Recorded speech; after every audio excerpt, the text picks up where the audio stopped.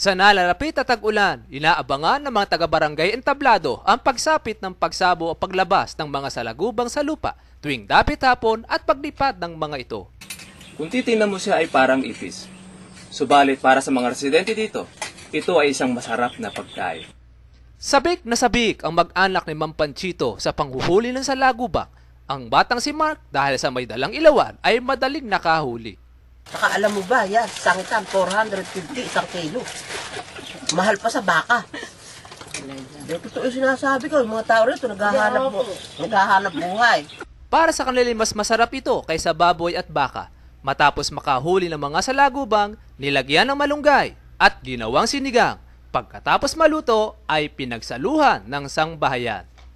Dito kasi ang benta namin per piraso, 100 kasi. Kuwan, 40 pesos. Marami pang nahuhuli po naman.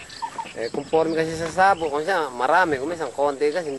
Para sa mahirap, malaki dahil nakakakuha ka ng pang-ulam sa kuwan. Minsan nagkakapera pa ng konti, kung minsan bebenta ka ganyan.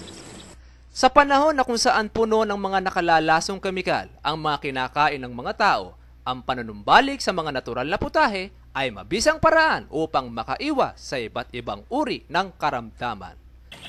Berhilyo Buna para sa Hataw Balita ng UNTV News Worldwide. Berhilyo Buna para sa UNTV News Worldwide at ito ang balita.